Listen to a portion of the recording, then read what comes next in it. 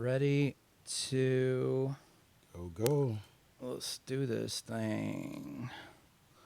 All right. You still haven't played my song. I haven't downloaded your song. I sent it to you 20 times.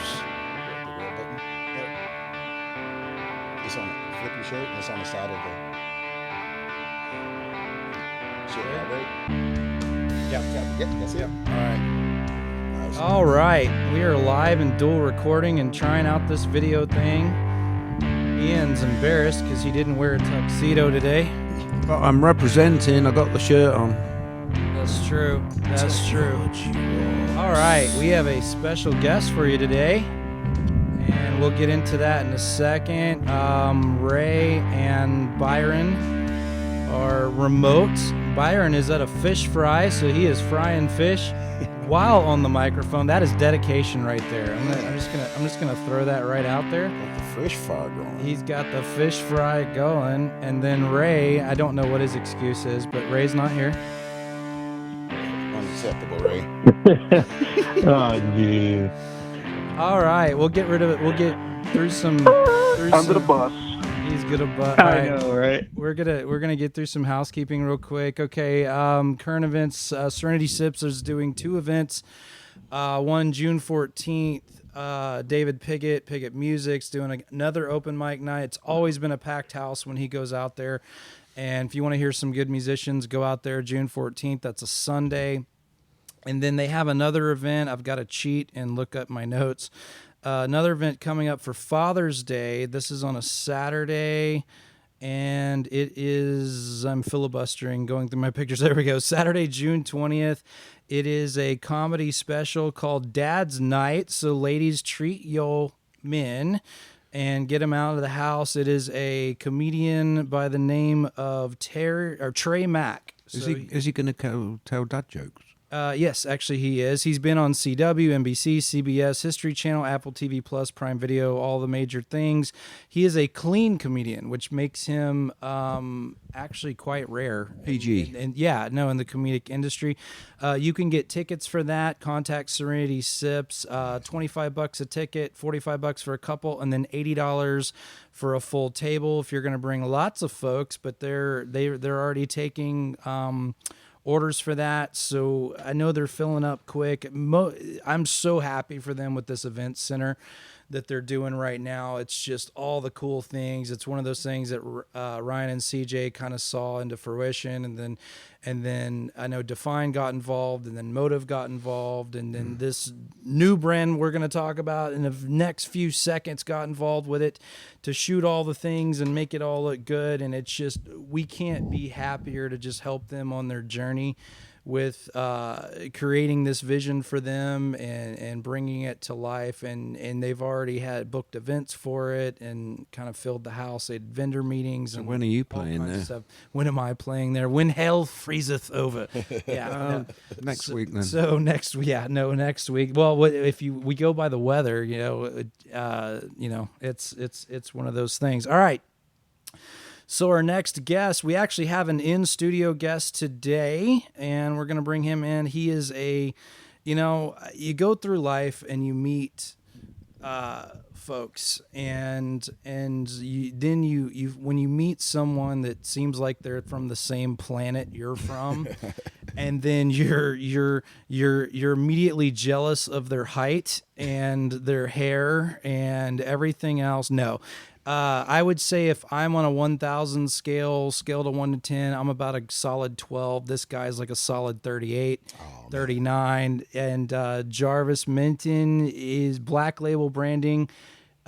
Jarvis, he is a producer, videographer, filmmaker, music, does social media, AI wizard. Am I leaving anything out? Oh man, you telling all the business. Coolest voice as well. And we needed to get him on. It was one of those things when we first met, it was just a combustible. I think he meant to stay 30 minutes and then 4 hours later, I think is what it was. That's because you took his ear off, probably. No, I think it was a mutual thing. It was definitely mutual, for sure. Yeah, I'm fixing this mic. Go ahead, man. I'm All right, cool. Yeah, man. Yeah, we definitely kicked it off. You know, it was probably me talking about all my little gadgets, and I was like, "Hey, what's your Wi-Fi? Never mind, I'll figure it out." Yeah, so this was a few episodes ago, 4 or 5 episodes ago, it was a day with the hacker, I think is what we called that episode, and I was talking about this little device where he could read key fobs on cars and thermostats. I was like, let me see this thing. And then I was turning lights on, and He immediately started messing with them. I'm like, first off, give that back. Yeah, get your own. First of all, that's rude. Yeah, you're not supposed to know how to use my device. I'm supposed to know how to use my device. So For sure. Yeah, that was it. And we just, we just took off from there, talking about all kinds of stuff, So Jarvis, take me into your origin story. Give me your Batman, Bruce Wayne to Batman. How did you blow the brand up that you're blowing up now and building now? And you've got fingers in all sorts of pots and things and spinning plates and give me your origin story. Tell us about it. Man, well, I've always been like a video game guy, I started off, but I'm 40, about to be 41 next month. So you have priorities. Don't push it. But we're the lucky generation, right? We got to experience life without technology, and then we got to see technology rise to the power of AI, right? So, like, if we were to literally just sit down and talk to somebody who never experienced the world right now, and tell them what we've been through, or what in 40 years, like in my 40 years of life, these are all the things that happened and changed. They'd be like, "How do y'all go from that to this, right? Not having power windows, black and white TV, right? To, AI making a movie for you just from a prompt." So to me, technology has come such a long way in a short period of time. And if you think about when flat panel televisions first came out, and then it was tube TVs, and you were high cotton if you had a 36-inch tube TV, man, right? You know what I mean? It's like you were above that was above average sizing and everything floor else. TVs, man. Right? Yeah. Right. No. And I remember when floor TVs widescreen became 36 inch. Yeah, widescreen 36 they were inch. Big beasts. Man. Yeah, no, and they all weighed 300 plus pounds. Oh, yeah, no, and they were massive things. And then just to look at how far we come. So, what is what got you into filmography and videography and all this stuff? What drove you to be a filmmaker?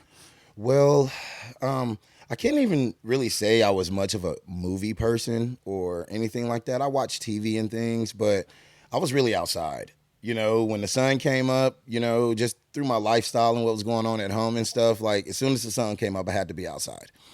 But, life, continued on, and, I ended up joining the military after my football career and everything, went to University of Wisconsin and, decided I wanted to join the military. And when I joined the military, I ended up meeting someone in Iraq when I deployed who was in special forces. We became real cool. I trained him in the gym, got him huge. And then one day he left and he showed up before one of my missions and he was like, "Hey, let me talk to you." And I got in his little black, it was a black, Land Rover, which probably wasn't the smartest idea. It's like, but he took me to his part of the fob, man, and he opened this Connex. Right. And never again in my life, I don't think anyone per se, unless you're in special forces, can sit here and say that you've seen what I saw in that Connex when it came to video cameras and film cameras. That was your light bulb moment. I was like, I want this Connex. How do I get it? Yeah. Never will be able to get that. I'm probably sure they have lenses in there. Don't say never. I'm pretty I'm sure looking at a backpack that looks like it came out of Tony Stark's lab right now. So yeah. But that's what started it, man, and that started my whole thing with photography and stuff, and filming and wanting to capture. And then, once again, I was in the Army. I had buddies and stuff, and things were happening around me that I didn't have pictures of, right? Like, I didn't even have pictures of myself, So I got a camera, and I started taking pictures, and that's kind of what got me into it. And then when I got out the military is when I finally started to really, really push the photography and the video because I didn't want to clock in anywhere. So how would you say, again, we've covered AI on the show numerous times and talked about the ins and outs of all of those things. There's a couple things I want to ask about. One is, how is the iPhone being as powerful as it is and the Android cameras being as powerful as they are? How has that affected the photography business, or does it have any impact on it whatsoever? Well, everyone thinks they're a photographer and a videographer these days, right? Just because they got their iPhones, right? Or their Androids. They're just amazing piece of technology. I actually use my iPhone a lot. Like, I use my iPhone so much, and then people, honestly, the average eye wouldn't even be able to tell you if it was an iPhone or my, $7,000 red Komodo, right? Okay. Unless you had a trained eye for that. But of course, once you see it, you can see it, right? Like a movie buff, someone who watches a lot of movies would be able to be like, oh yeah, that's an iPhone, because I know what cinema is. So I think that's the cut. You have your cameras and you have your cinema cameras. Cinema cameras are way different. The iPhone in itself, I think, is a powerful, powerful tool. Like, I think it hasn't destroyed anything in our industry, I don't think. I just think that it's helped people more, right? Okay. So instead of you going to say, oh, I like photography. Well, do you love it or do you like it? Right. If you love it, go spend some money in it. Go, Right. Spend a few thousand. If you like it, shoot on your iPhone. Right. Until you get to the point where you're so infatuated with the camera that you have to go buy something that does other things. Right. Right. Even the iPhone has added manual settings in it. Like, it's almost like having a regular, camera. But Jarvis, I think the money comes from the ease of use. Yes. People that's like remotely involved in it, say remotely want to be videographers and all that. But they get their iPhone and turn it sideways and hit cinema mode, and then like, dude, I can do this. Yep. That's where the sense of confidence comes. And it doesn't cost a bunch of money because it's something I already own. Yes, absolutely. Absolutely. And they're shooting full feature films on iPhones now. Yeah, you see the commercial with Apple all the time on that one. Yeah. You do. I got a DJI Germo that I put on my iPhone to record my son's football plays when he plays ball, and orchestra, and his orchestra concert. And shoot, I feel like I'm one of the NFL cameramans, and I'm in this. You can't tell me nothing. Hey, man. That's the thing. Chris Nolan instead of Chris Nolan, it's Byron Nolan. I'm telling you. But when they shoot these movies on iPhones, of course, it's not just them holding an iPhone. They got this huge lens and they got all these attachments. You can't even see the iPhone at the end of the day, but it's in there somewhere. Yeah. Right. I saw one the other day. They filmed a whole soccer match with iPhones, and it was like, oh, they're filming it with an iPhone, but then they show it's the same camera guy with the huge lens. $30,000 lens that they use on a standard camera, but he's got his iPhone strapped to the back of it. So it's not. I mean, my dad was a photographer, and he always said it's not about the camera; it's about the lens. It's about the lens. For Well, it's also about the artistry in front of the lens. That's true. true. And it's having the brain to know what moment. Me, I take pictures like a bumbling Looney Tune. I just hit the hold button and then G goes through the 1,000 photos I just took and maybe picks 3. And I'm like, well, I just did all this work, and she picks 3. But that's what photography is about. I'm surprised she picked 3. That's exactly right, Justin. Wow. Hey, okay, I'm gonna tell her to listen to that. No.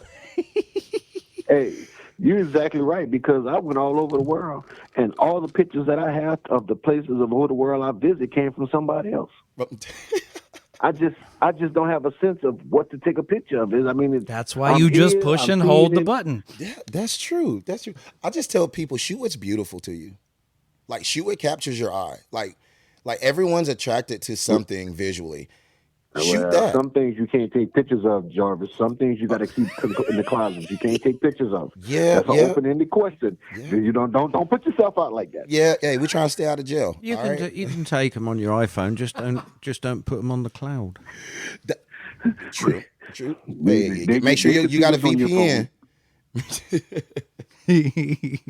Yeah, man. But y'all are absolutely right though. Like, the iPhones are super powerful tools.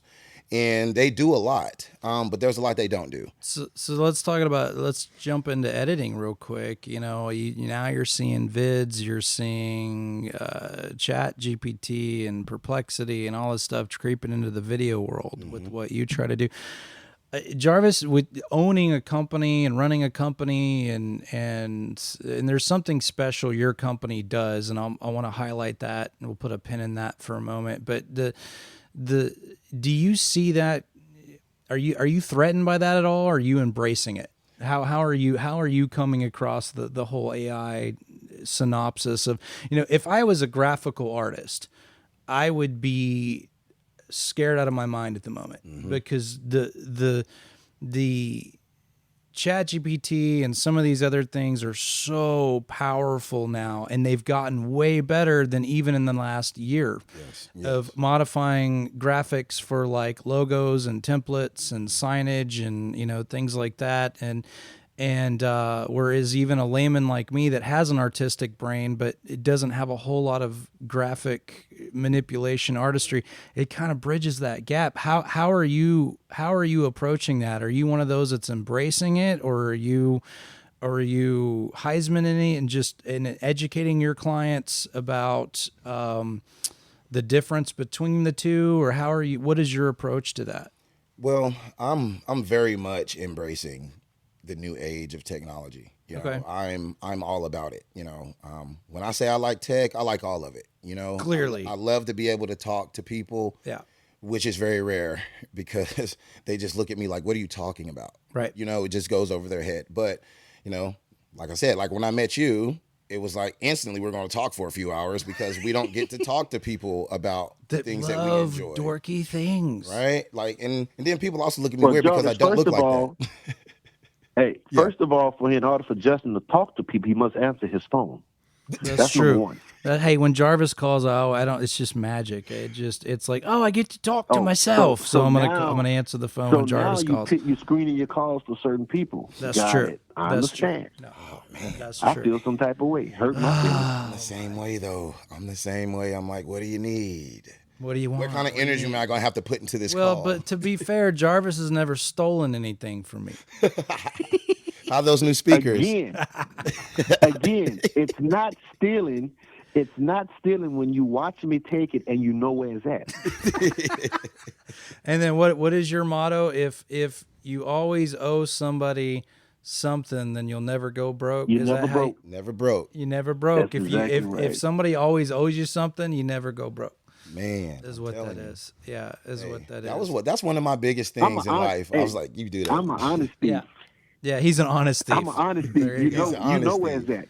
So one of the things that Black Label Branding does is you how do you come across these businesses, Jarvis? Or do they come across you? Is it a universal thing? Is it something to where it's word of mouth, or do you search them out, or do you just stumble? Because I know you and G just stumbled on you because you were shooting something for Gracie Barra, and then G saw this trolley thing that you were pulling out of your car, and then you guys started talking, and she was like, "Oh my God, you're Justin," Yeah, you know what? To be honest, I just have that kind of personality where I just love people. Yeah. So I always talk to people, and I wasn't always like that until maybe 5-6 years ago.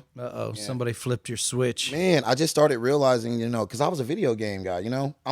I'm very much an introvert, but when I step outside, I am the biggest extrovert. It's like you're performing. Right. Yeah. I have to turn it on, but it's natural though, and I love that interaction, but I have a battery. Right. Like I just put out so much energy to people that sometimes I'm just like, all right, I go sit in, like nowadays, man, I'll go in my office and normally I get on the computer or something. Now I just find myself sitting there.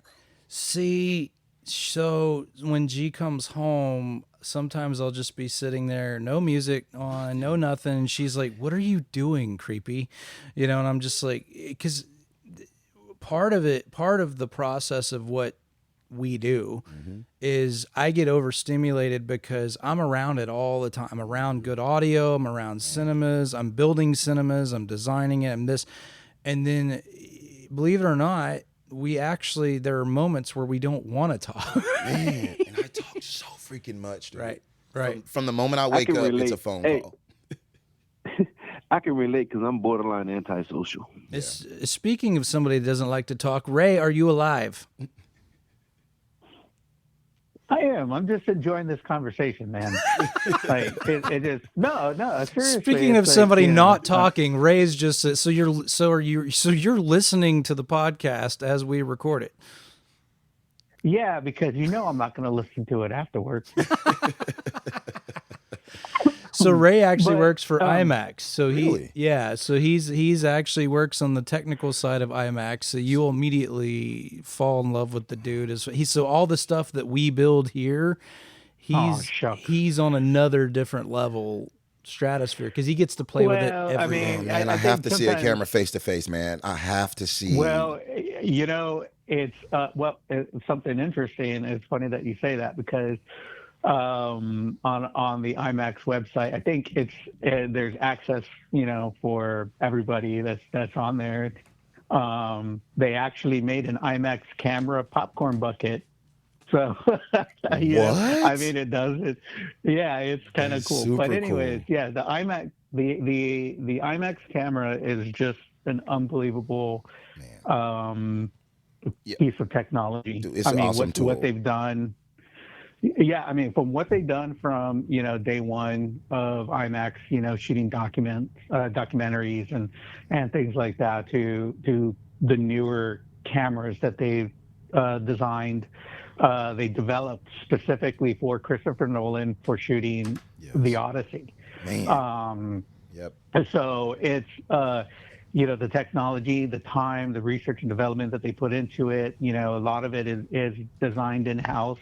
We have our own guys who create the lenses, who create the software, and I mean it's just an unbelievable piece of equipment that any camera nerd would just absolutely fall in love with. Dude, you just kind of get upset though. Like you just made his Christmas. Oh my god! Like I'm so jealous, upset right now. I'm like, dude. Oh, I know. Trust me. How does he get to do this? So he and I met during COVID. So he worked for a different brand at that time, which we won't mention the brand, but we've worked. No, it was before. We met before COVID. That's right. That was actually even funnier story. But I came to work with you during COVID. So he came to work with us during COVID because he got furloughed because he was working for a cinema company, and then he went back and then they started bringing people back to start firing up the cinemas that everybody was afraid to come to at that time, and I got a backstage tour of this cinema, and I was like, dude, he showed me his office. It's like this, you went downstairs and there was just this giant corridor that kind of overlooked one of the cinemas that he got to play with, and that's what his job was, is to play with stuff and try a film out and mix it or get it to where it sounded right in that, duplicate it and move it to the other cinemas in this movie house. Right. And I was just like, this is what you do? Like, this is literally what you do every day? And he was like, yeah, no, this is it.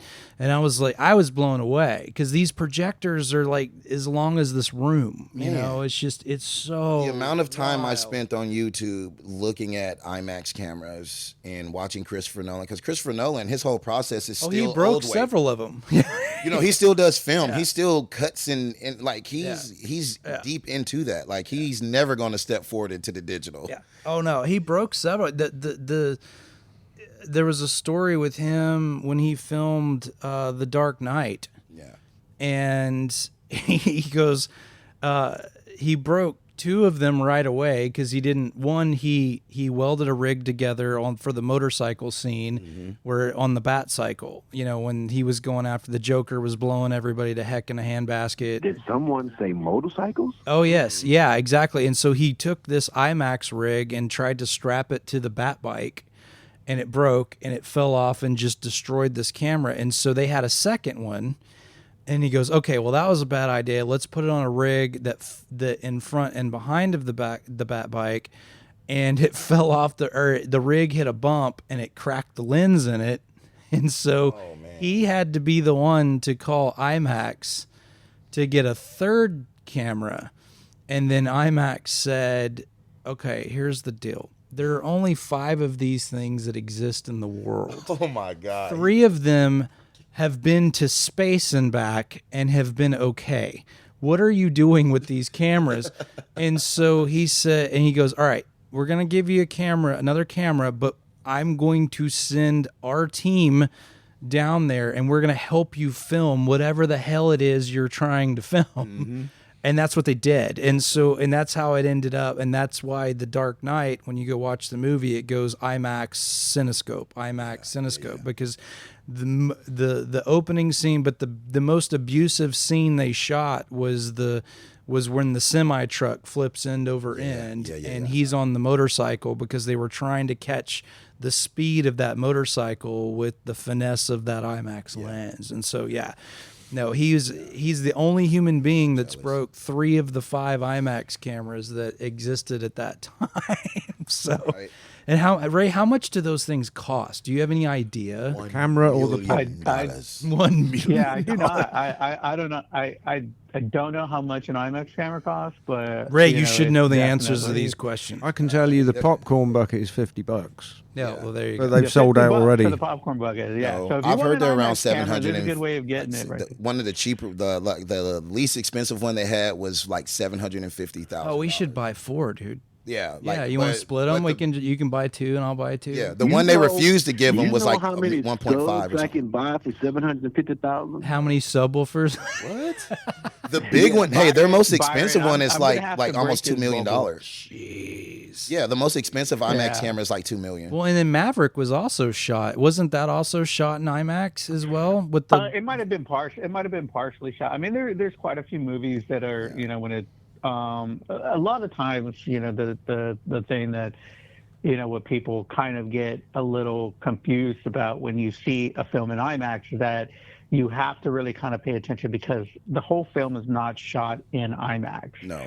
So there would be certain scenes that are shot in IMAX. That's just lazy. I feel like the whole film should be shot in IMAX. Oh, the one the one coming out in July is Yeah. Which one? The Odyssey. Yeah, so Odyssey is shot completely in 100%. It's going to be IMAX aspect ratio, but it not everybody uses the IMAX to the IMAX cameras to its full potential, because It's expensive. it is expensive, first of all, and second, like a lot of times these guys, they want some IMAX scenes in the film, so that but they want to be able to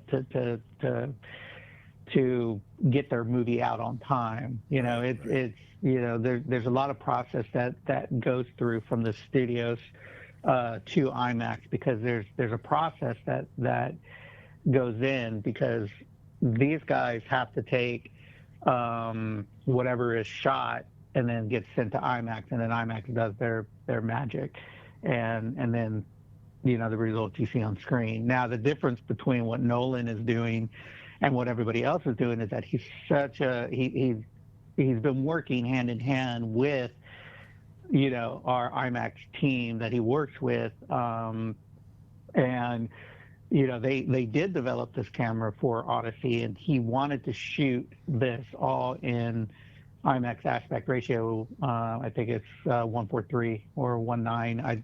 I'm trying to determine which one he shot in, but it, all of that is going to be determined. Like, I mean, not determined, but all of that is like him. That's like Nolan is a huge advocate. For one, like you said earlier, he loves film, and he's always going to shoot in film, which is why they're doing Odyssey in 70 millimeter as well.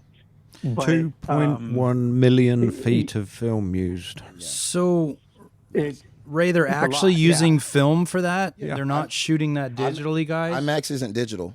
Oh, interesting. Yeah, IMAX isn't digital. No. Yeah, they don't even record shoot audio everything. when they shoot with the IMAX. They can't even record audio during the film, because the IMAX is so loud. It's loud. But the new camera is called the Keeley, and it's apparently designed to be able to record sound in sync. Yeah, see that, but that Yeah, also so specially the made for him Keeley- too. For Nolan? Yeah, the Keeley, it break was. of It really was. cameras. He was. Christopher Nolan was a huge component in helping develop this camera. Keeley, because he broke so many. Keeley He's seen the insides of several of those cameras. Right. Yeah. This camera was named after David Keeley, who recently passed away in the IMAX community, and everybody knows him. But David Keeley was a huge component. He worked closely with the studios, worked really close with Christopher Nolan, and they actually have the Keeley Theater. I believe it's in L.A. I think it might be in LA or New York. I don't remember which, because we have two main offices in New York and one in LA. So, where are you located? He's a huge advocate for IMAX. But Ray, I got my sense. He's I got my sense of thrill. Yeah, we he was lives watching here. a movie.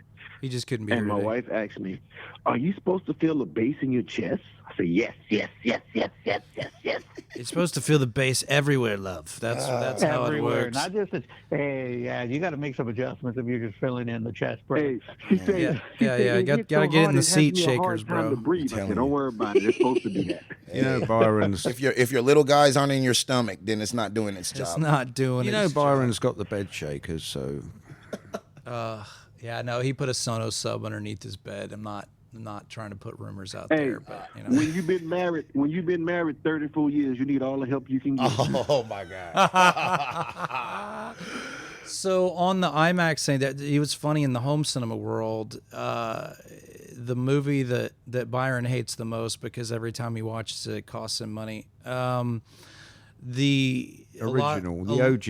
A lot of folks build their cinemas around Cinescope screens, and movies like Maverick and The Dark Knight and most Nolan movies actually, and then now Maverick, go into these multiple full screen, widescreen aspect ratios. So basically you spend all this money to create this, to get rid of the black bars, and now when it goes to full screen, it's created black bars on the sides. Right. Yeah. During the IMAX scenes. So I've always hated the black bars. I get it. I understand artistic vision and you trying to fit everything into one frame and Those all that aspect stuff. ratios, man. But I want to see if I order this size, I want to see all its golden glory. Right. You know, I don't want to see half of my screen missing.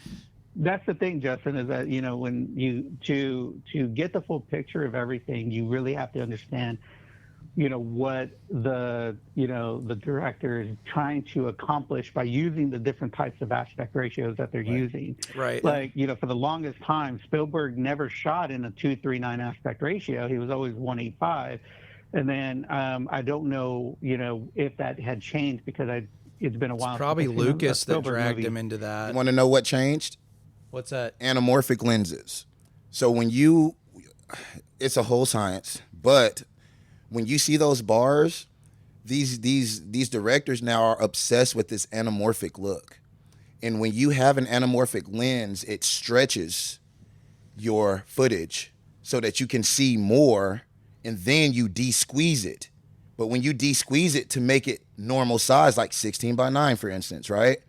You're still going to be able to see that full anamorphic wide lens look, but it's going to be within your ratio, but it gives you those bars. I just want to zoom it in, man. I just want to see all my screen. Yeah, but there's that's a the reason thing, though, I they watch. zoom 'em in. There's a reason why I watch Finding Nemo and over. Because it's one of the few movies that takes up the whole screen and Yeah. it's beautiful. No, I'm Yeah. just playing.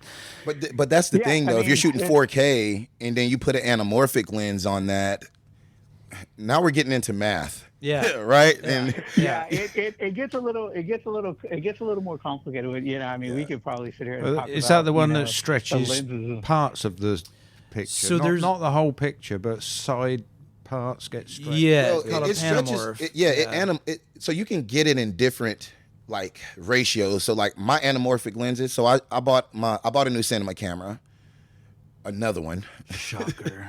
It's So called the shocked. Ronin 4D, right? So when I purchased the Ronin 4D, Jarvis bought a camera. phenomenal lens, best 10,000 I ever spent. Jarvis is doing cameras like I do subs. Now he's talking. Now he's saying. He's making money off of them. Now he's saying size matters with his lens. It does though. It so does. But my first lenses for this camera were That's what she anamorphic said. lenses. That is what she said, right?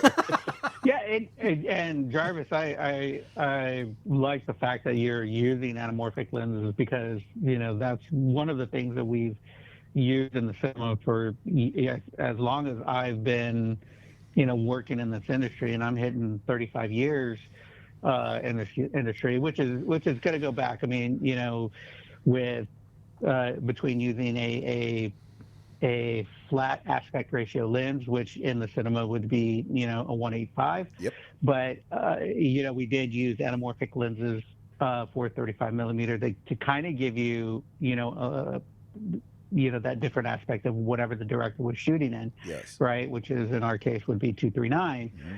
So not a lot of people use anamorphic lenses that I know of. No. Or that are aware of, like, my daughter went to college and got her degree in digital media, and so she's aware of a lot of the things that I am because of the correlation between what I do and how she grew up. But there's not a lot of people that understand or use the anamorphic lens to its full potential. But Justin will appreciate this, and I'm not sure he might not know it, but he's going to learn today. The look of the anamorphic lens is just not the way that it stretches it. The anamorphic lens also adds this anamorphic look. So when you see lights, the light patterns, the way that that starburst. Yeah, like so anytime you see any light. J.J. Abrams is famous for that. Yes. Yeah, with the Star Trek and then the Star Wars and stuff. So it has this horizontal light like burst. Yeah, it's hard to explain until you're like editing and you see the difference between how beautiful an anamorphic lens makes a scene look compared to your standard lens. So there's two products that'll help. Go ahead, Byron. What do you got?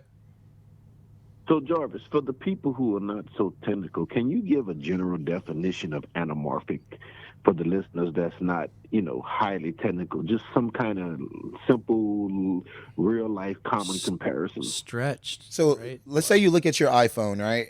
You're filming on your iPhone, and you see how you can change the ratio of like zoom, right?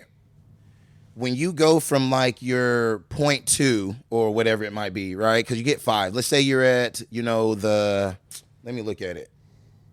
So let's just say you're looking at it and you're at 4. Or you're at you're at 4, right? You see that's really zoomed in. But if you go to 2, you see how that kind of breaks out and it zooms back. But if you hit that 0.5, you see how you see so much more of the room. Now, when you turn that camera sideways and you do that at that 0.5, you're going to get way more than you get if you're going to be at that 2 times zoom, right? That's basically what anamorphic does. It's going to give you the look of the 0.5, but when you get done de-squeezing it, it's going to give you that same 0.5 look, but on the screen of the 2.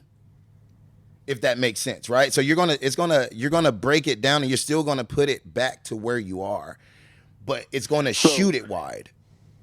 Right. So Justin, and I guess in the terms of our past conversation of Kaleidoscape, that's like getting the 2K version of Kaleidoscape versus the 4K when the 2K version is way better than the average 2K, but it's not as good as the 4K. So the 2K version, I see where you went there. So the 2K version of Kaleidoscape is actually better than 4K streaming, believe it or not. Their version of 2K, because it's let's call it what it is, 1080p. 1080p is what it is. They bring it back down. Right, exactly. They're just trying to make it work with your player. But what he's saying is it's doubling the pixels and stretching it the way I've always understood it is you're trying to catch everything into one frame. You're trying to catch it into the frame, where as in some cases you're not catching the full width of it, and they want to catch everything on the screen in action. So in the home theater term, if you do have a cinescope lens and you are getting the weird black bars on the sides now because things like Netflix are shot in 16:9 full screen, and things like most your football games and F1 and all that stuff is all shot in full screen. So there's several different things that you can do. One, there's actually a processor called MadVR that's out there that you put between your AV receiver and your projector, or your AV receiver and your TV, and in real time, it takes that Cinescope material and it analyzes it and deinterlaces it and then makes it into full screen without losing any of the information that's on the frame. And it's an amazing device. It's about depending on which version you buy, it's anywhere from 6,000 to 15 grand, depending on which one you get. But it's made for people that hate black bars. I hate the black bars. I understand the artistry behind it. I understand the cinematography behind it. But it's like, if I buy a 150-inch screen, then by golly, I want to see my 150-inch screen filled. But in some cases, it's not going to do that, because it's just every artist is different. The other way you do that is there's a company, and this, you guys may be aware of this company, called Panamorph.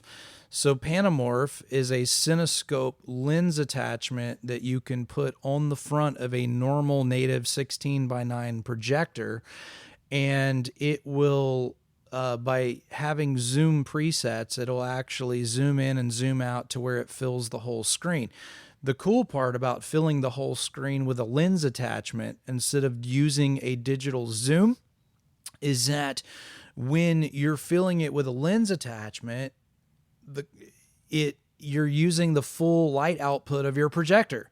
So instead of your projector not using the light output that it uses for the black bars, it's now forcing it into that Cinescope pattern where it utilizes every ounce of golden, beautiful brightness that your projector has, but now fills the screen. So there's a couple fun things that it adds to that, where you can combat that. Now, most home users that are building there's a difference between a cinema and a multimedia theater room, a multi-purpose theater room. Now, if you're using it for straight movies, then yeah, put an ultra-wide Cinescope screen into your little heart's content, and it'll look amazing. You'll love it, because you will get that full, beautiful, wide image very much like you will in a cinema.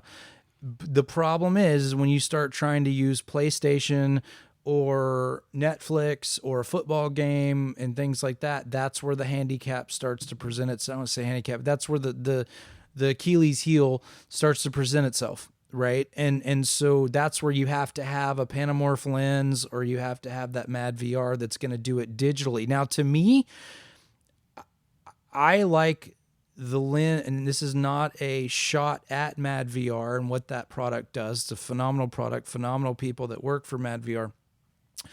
I like the lens aspect of it, because to me, the more natural you do this, form that you do this in, and there's nothing like a good lens, and you'll say that as being a photographer and videographer. You cannot beat lens diameter. If you take two projectors, I don't care if one of them has the best processing in the world, if the other one has even 70% of that processing but double the lens diameter, that projector is going to win. It's going to win because the optics don't lie. Yes, you can manipulate, and this is kind of what brings us into artificial intelligence and all that stuff. You can digitally manipulate things to your heart's content, but you're not going to beat the mechanics of a good camera or of a good lens. And that's where what you do, Jarvis, with your lenses and what with your high-end 8K and 4K video cameras that you're using and all the rigs and stuff that you're using. That's crazy. That's where an iPhone can't keep up. Man, not to mention, we're speaking 4K. Right. We're so past that. I know. We're like 10, 12K. 16. There are people in Japan that are doing 16, shooting in 16. And people don't even understand. Like, it's almost getting into dimensions. Right. Like we're in the third dimension. Right. Well, 4K, if you did it right on a big enough screen, was the third dimension. Exactly. You don't understand. Most people haven't God, even scratched the surface. All right, here we go. You see the build. Most people haven't scratched Matrix dimension. Yeah, here we go. You guys are about to get on warp speed Millennium Falcon territory with he and I, because I knew this was going to happen at some point. It was just a slow start, but we haven't even scratched the surface of what 4K will do. And, I talked to a good friend of mine who works on the mechanical side of Sony, and he's worked there for a better course of 30 years. He still works there. Wow, Justin, you have friends. I do have friends. Believe it or not, people like me.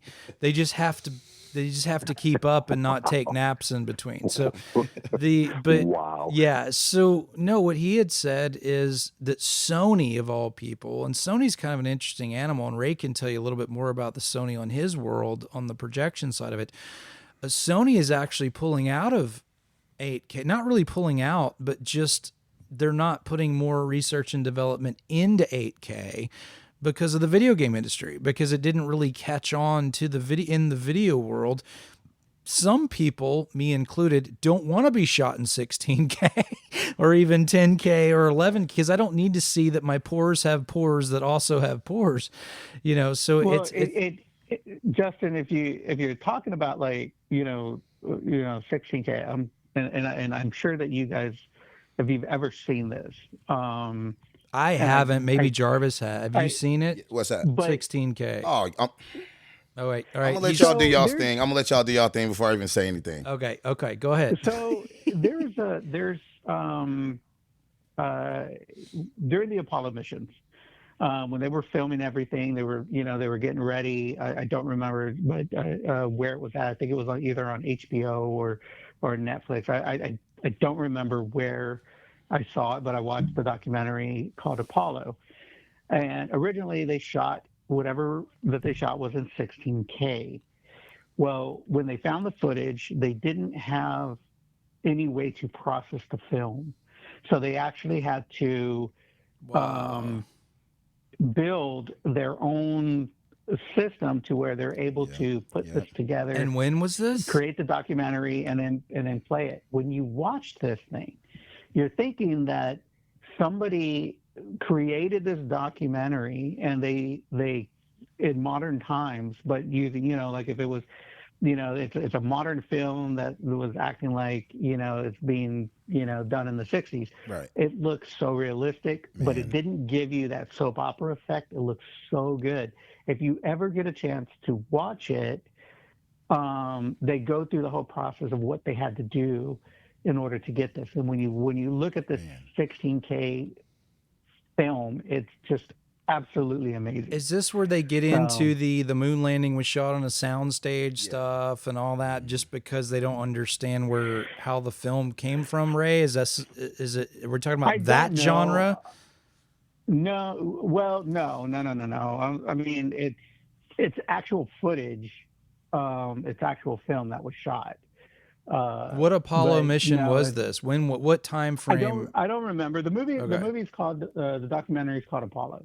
Okay. And you just have to kind of go in and look. But yeah, I'm kind of agreeing with you on the whole Sony thing. And Sony has a real bad habit of at least on our end, of developing technology and then not supporting it. Yeah. And they abandoned you guys, right? Didn't they abandon the cinema projector world? It wasn't so when Sony first came into the cinema, they started off as creating sound processors, and they created the SDDS, which is Sony Dynamic Digital Sound, and it was an analog processor that they used to try to get their foot into the industry, and it worked. There were a lot of people, a lot of cinema chains out there that bought this processor. The problem is that it kept having issues, and then the way that they manufactured these processors, they couldn't keep up. They couldn't keep up because of how they were constantly having issues. So then they created the SDDS 2000, which is it was one of the first 8-channel digital sound systems that were launched in cinemas, and it was great when it worked, but again, they had issues with it.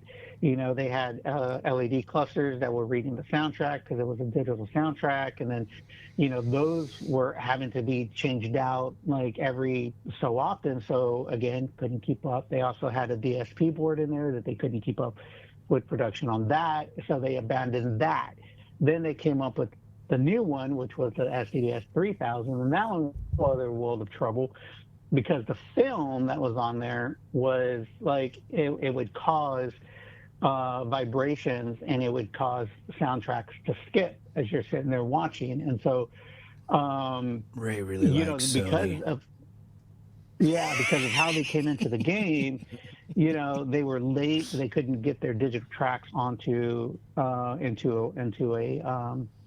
so they're gone, of the right? They're not even involved anymore. They are completely gone. They are completely gone from cinema at this point. There goes my tagline. My tagline was buy the same product that they use in the cinema industry. Because to me, Sony was the only brand that owns a movie studio, owns a video game company, owns a TV manufacturing plant, and then owns cinema and commercial and residential projector company and videographer cameras. Yeah, because my next camera is a Sony FX6, and but they're still producing cameras. Yeah, they're producing camera, and it's a cinema camera, and it's an amazing. Yeah, no, it's an amazing camera. But I don't think that they're producing on that end of like a Christopher Nolan anymore, right? No. They're really stopping at my level. They really, their niche is they have technology out there called crystal LED. The pixel pitch is supposed to be even tighter than what you can get with OLED. I mean, I saw it. We were able to see this product in San Jose, and this was before I had gotten on with IMAX. I like how you say San Jose. You say it very official. Sorry. Oh yeah. Well, I mean, that's where they're at. San Jose. A couple of guys over there at San Jose. Is it because I didn't put my Hispanic accent onto that one, Justin? That's what it was. So what you're saying is, in 16K, I can see the pimples on her backside. Golly, he went there. This is kind of how I like to explain people that when they start talking about resolution. So we are used to video games, right? We've all played them. Do you remember when they started putting up the disclaimer in front of the video game when you turned it on after the title screen came on, and it says motion sickness and people get seizures and flashing light. This episode, they started doing that when they started updating these gaming consoles to 4K. Okay, so you have to understand that your brain sees things in a certain way. So when you're looking at a screen, it's projecting light towards you. So your eye is actually like taking in these different light. All these different lights, right? And that's what creates pictures. Now, when you go up past you go to 4K, everyone can't even watch 4K, right? Like even till now, everyone's not even watching 4K. They're watching 1080p or, everything's pretty much 1080p on these streaming platforms unless you pay to get the 4K version. 4K, yeah. And you can tell when you're watching 4K. On a kaleidoscope.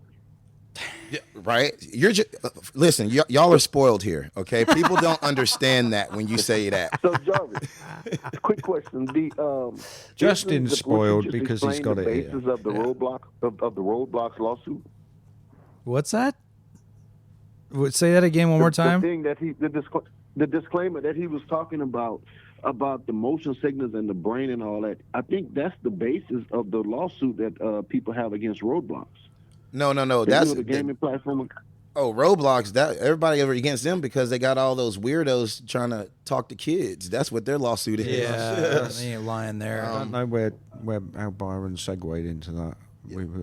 Yeah. So you had a light bulb come on when you started talking about resolution and things, Jar. What? Oh, so Yeah, you said I'm gonna hold back, let you do your thing, and then I'm gonna jump in. So remember, I was talking about dimensions, right? Right. And like right now, we're in the third dimension, right? Right. And for people that don't understand that, the third dimension is you can move around, right? It's kind of like when you went from Super Mario Brothers 3 to going to Super Mario on the Nintendo 64, where you went from moving left, right, up and down to moving left, right, up and down to 360 circles to being able to jump and move in the air to being able to run and jump off a cliff and fall down a cliff and roll and do. You were able to interact with your environment through that, right? So, but there are physical walls, right? They're like, if we see this door, it's closed unless I decide I want to run through it, right? But I'm gonna open the door to get through it. That's third dimension. You have limitations in the third dimension, right? In the fourth dimension, which is kind of like you get into that, you could probably Google if you were trying to, want to figure out things like that. You go and look up the guys who are doing this thing with the lasers, right? With the laser levels, and they're shining it on the wall, and they're looking on the side of it, and they're starting to see numbers coming across these lasers. And the numbers are moving, but of course you have to take something, right? But you're able to look through this laser that you use to put a picture up or something, right? And it keeps it level. They say if you put that, and this is blowing up right now, like everyone is like questioning existence because these guys are literally looking on they put it on the wall and they look on the side and you're able to see code, moving code through these lasers. Interesting. So this is showing us that we're heading into another dimension. So the fourth dimension is going to be where you can look through walls, you can move through things, you can stop in midair. There's flight, right? There's so many different things in the fourth dimension that our brains can't even fathom. Like you're going to be able to see things that you can't see with your human eye, like these spirits and things like that. You'll be able to see aura, soul, like you'll be able to see these things. Is that going to be tracked with a lens, or was it? So this is it. So you get an example of this when you start going past 4K. So we were speaking about 6K. Right. Now, if you go past 6K, if you were to see past 6K, like 16K, right? Like a raw form of that, your brain, when you stop watching it, your brain will be so confused on what real reality is because you're looking at something that looks more real than you're looking at in your hand, right? Like we can see the texture on our hands, but if you looked at it in 16K, you would be able to see like the detail of those wrinkles in your hand beyond what you can see with your eye. Like it does something to the picture to where it exposes you to something different. The light hits you. It's another level of brain function. Am I saying that right? In retrospect, how does it relate? Now, this might be kind of simple, but you know how they promote the technology that in these new vehicles that when you pull in a trailer and you go in reverse, you can see what's behind the trailer because it makes the trailer disappears. Yes, something like that. Or like when you're reversing, you can see the top of your car. I always accuse the cars of having little drones that go around. Now, if you buy a car from China, they do have personal drones on top of their cars. We're not going to get into China cars. They're killing us right now. I can't believe I don't have one. Yeah. But yes, like these are the things that bring up question in our communities, right? And us tech people and conspiracy theories and things, because there are things that actually make you question, like, how are they doing that? Right.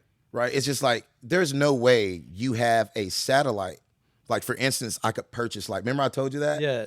I could, like, right now, if it was dark, I could purchase a satellite to shine a light right here on your building. That's nuts. Right? Yeah, like, you told me about that. And I was just like, it's crazy. Like, you can be in the middle of the desert and put in your coordinates and purchase a satellite to shine this beaming light towards you, and it'll light up the whole area. And how much does a satellite light cost? I can't afford it. It's an IMAX camera. Hey guys, real quick, I just want to say, hey, Jarvis, I have to head out, but it was awesome talking to you. I live here in Spring, so This I'm is the pretty close. most words Ray's said on a show, by the way. Oh, what? Yeah, thanks. Hey, Ray. But I wanted to, yeah, I definitely would like to go visit your office, and I'm going to close it off with this. And I was kind of looking at this, and I just wanted to say, I love your mission to empower businesses through creativity, strategy, and execution, building brands people believe in, and marketing that delivers real results. It's amazing, absolutely. Ray, we want. Before you go, Ray, one thing. Just inspired, you hired. I did what? He said you're fired and Ray's hired. Oh, God.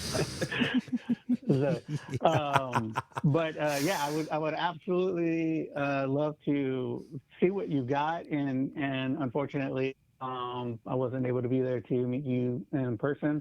But this is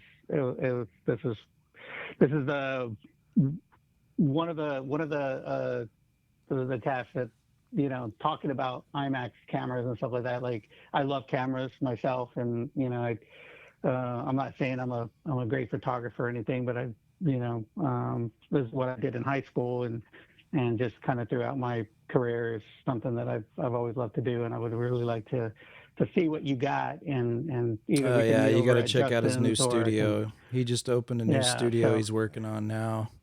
Yeah. Now that I see all this stuff Justin has, I'm like, oh man, I need. I already told him. I showed him a project of building a video. I was like, dude, we need to build one of these. He's like, why do you need to build one of these? Because I've always wanted to build one. You heard Jarvis say.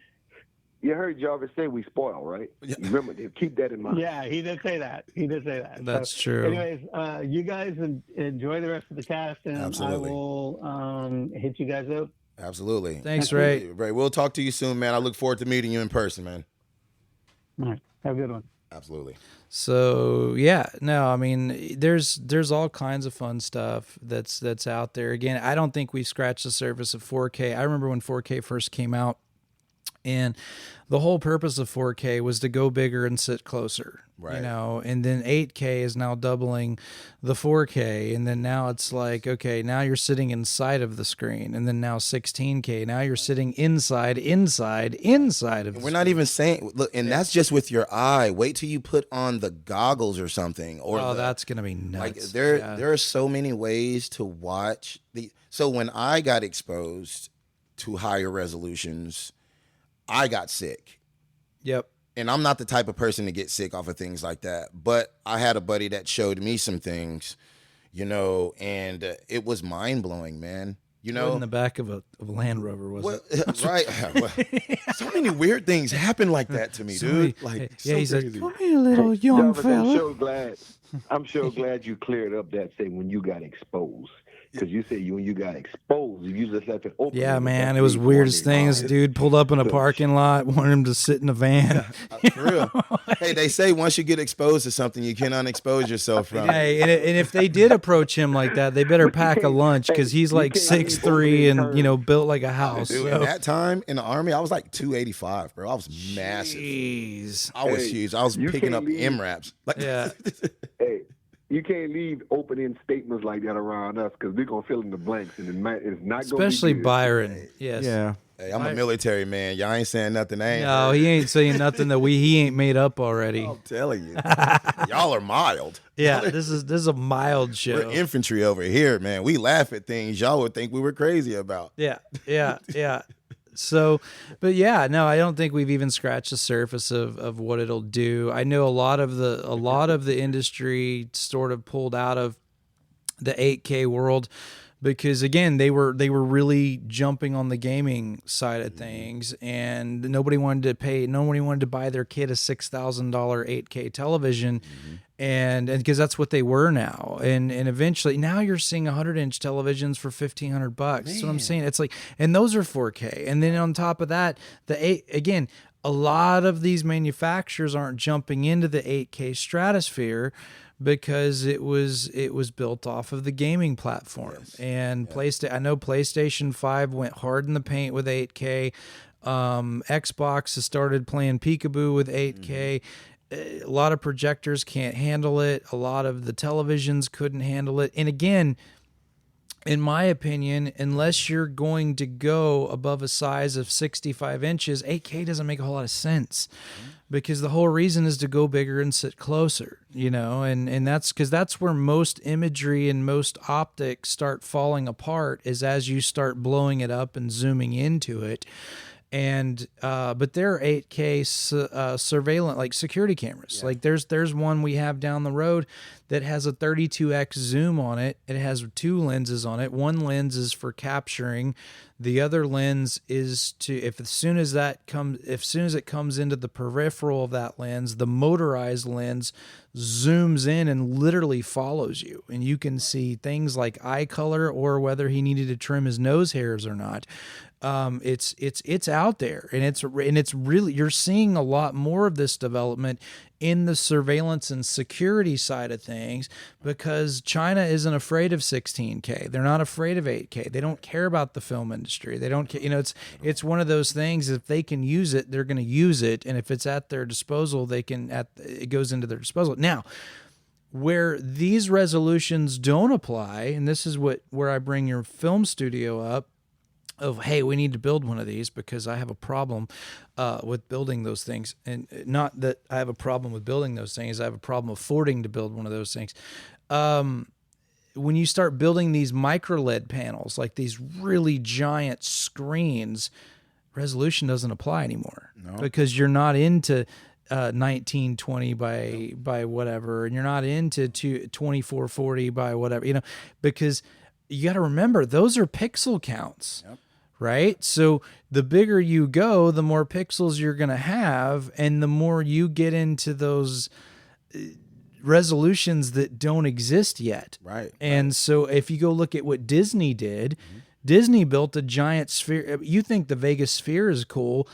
That's just a clone copy of what Disney already built. Yep. Disney has 2 studios like this. They have one in Burbank, and then they have one over in the UK. It just went blank on the studio over in the UK that they use. But they built one over there too.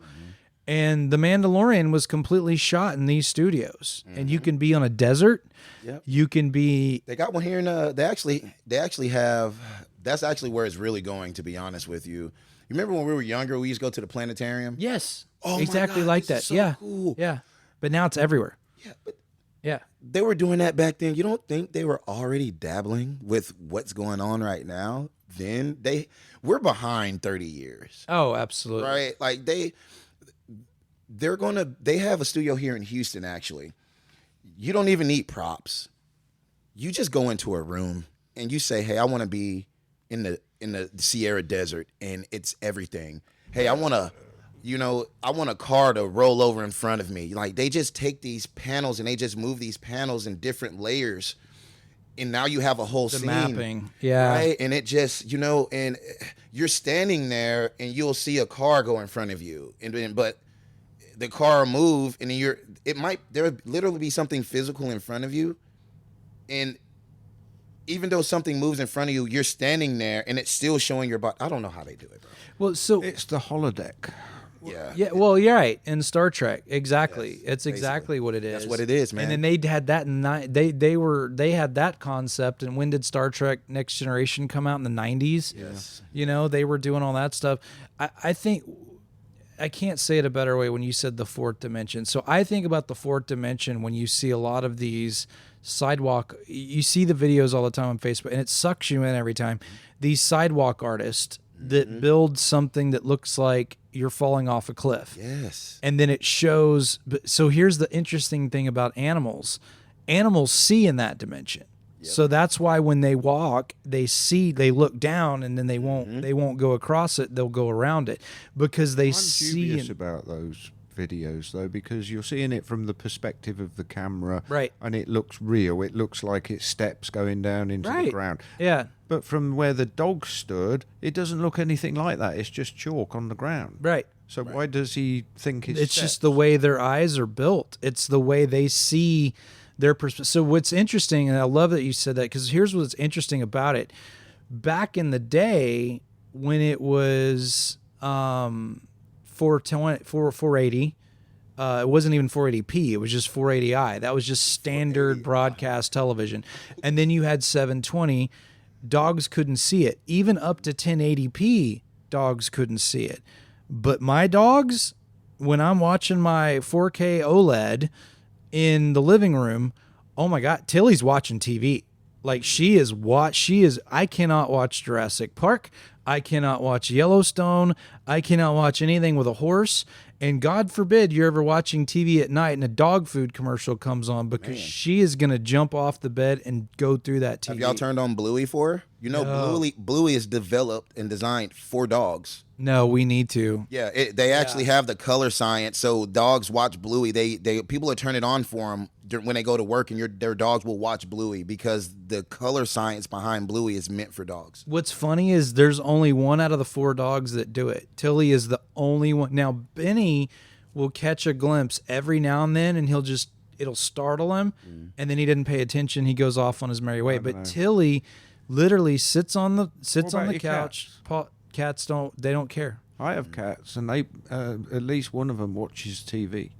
Now they'll watch they can see your phone screen, but because I've had there's actually a game on the iPad called Friskies where it has little fish. Yep, got that. If you set that down in front of your cat will actually chase the fish. Right. Yeah. On there. But your dog, like Tilly, could give 2 cares less about the phone screen. Like if you do FaceTime, she can't see you. Like, but it's something about that TV resolution and the way they built these newer TVs with the depth in it. But I don't know what it is about the drawing on the sidewalks, and I don't know what it is, because I've seen multiple people do it with animals and they will not walk across it. They will go around it every time. It's so bizarre. Well, it's chalk. How it works. Yeah. Right. But in real life, though, when you're passing those things, it does look real. If you're at a certain angle, visual viewpoint standpoint with the perspective of how it was drawn. Exactly. But if you're stood the other side, it wouldn't. Yeah, you wouldn't. It's just going to look. It just looks like a weird abstract drawing. But Justin, cows do that. You put pipes. They call a cattle gate. All it is pipes with holes in the middle.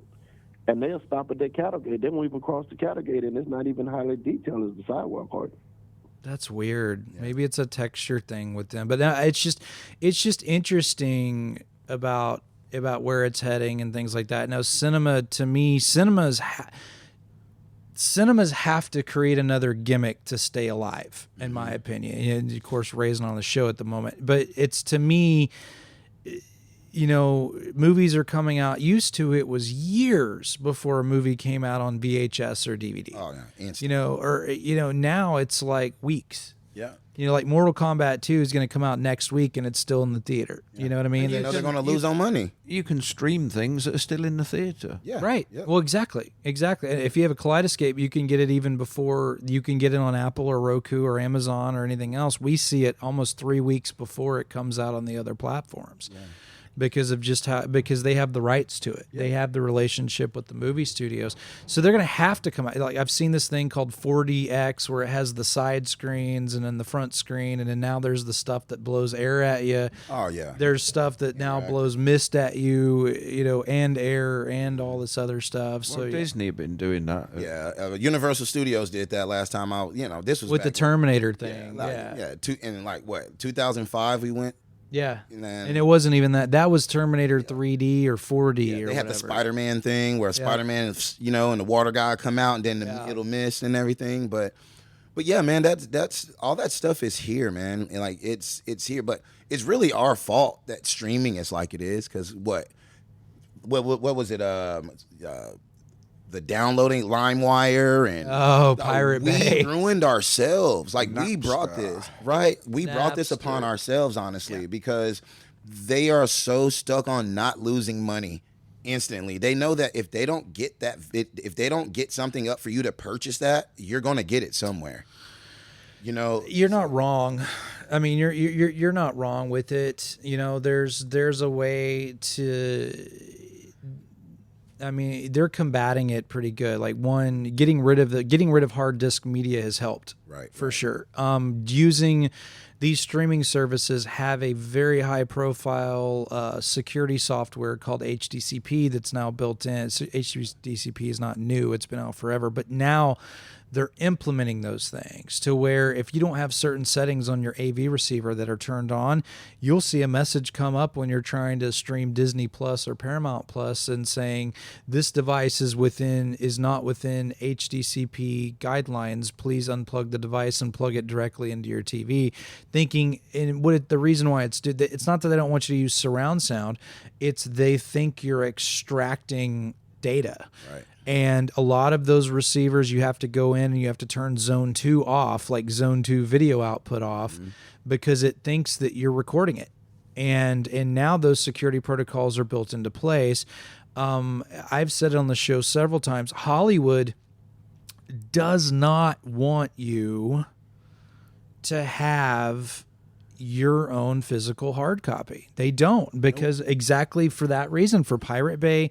And you've got LimeWire and BearShare and all these other pirating things. I mean, there are people that have lost serious money in this. Sylvester Stallone was one of the big advocates for not using that, where he was encrypting and scrambling disk and things like that. I know Rocky was scrambled and Rambo was scrambled because somebody released a copy of The Expendables 3 and it was a studio cut. It was not the Handycam shot in China cut that you normally. No, this was a studio cut with the runner at the bottom on Pirate Bay. And this was 2 months before the movie came out. And it totally killed the box office for it. Yeah. You know, and so it's costing these guys serious money when they're doing this stuff. And that's why they don't want you to own it. Yeah. But but we can see the problem that we cause. Just look at the artist. We used to burn their CDs and their music, and that was when they were actually getting paid from their actual CD sales. Yep. And now we have artists now that are broke and they look terrible and stuff. And it's because we did that to them. Yep. Right. They should be multimillionaires right now. We love their music. We still play it to this day. But they lost out on the biggest time in their lives because we chose as their fans to burn their music instead of buying the CDs. So when I was in the music industry, we were making an album at the time. We thought we had made it. We thought we're going to a real studio. And I can't say the name of the studio. It was in Nashville, but I can't say it because I don't want to get flamed or sued. But we had gone. I remember being on the plane. I remember getting off the plane. We were just a bunch of scrublet kids, ripped jeans, alternative band look, and so we got in the car. They gave us a really cool car, and then we finally made it to the studio, and it was a dump. It was a dump. It was like he pulled us up to the building. I thought surely we were joking, and we all looked at our manager, and I looked at Charlie, and I was like, "Hey man, what is this a joke? What are we doing here? Why did we come all this way? Being abducted to come out here?" Yeah, no, I thought I was going to have a Jarvis Land Rover moment for a minute and go sit in the land. He's like, that's always going to be your thing now. Man. So that's your thing now. You want to know what your thing is? That was your thing. That's it. No. So we get there and then you start historically looking at the albums that line the walls, and it was Johnny Cash recorded there, and Chris Christopherson recorded there, and all these guys had recorded there, but then you open the door to the studio, and it was like the Taj Mahal. It was just gorgeous. It was beautiful rooms and stuff, but just the place looked like a dump. So after this 15-hour session, and we jump back in the truck, we're going back to our hotel room. I see this beautiful building. Beautiful. Marble from, probably 20 stories tall, waterfall on the front of it, like, you would see in Vegas or something, just beautiful building. And I asked my manager, I say, "Hey, Charlie, who's in that building? What studio is in there?" And he goes, "Oh, that's the music rights building." It was CSAC. at the time, or one is either CSAC or ASCAP or one of these things.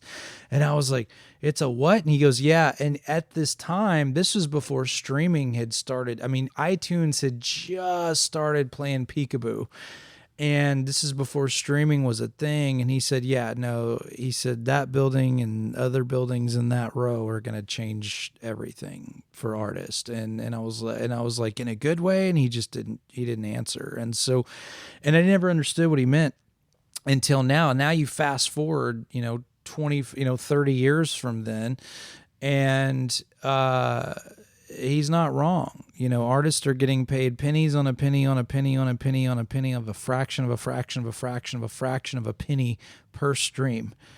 And that's why these concert tickets are so out of the spectrum. And that's why t-shirts are $100 a piece now. And that's why, yes, you can buy the CD if you want to buy the CD, but they're going to be $75 and because you're buying it there instead of $15, you know what I mean? Or whatever.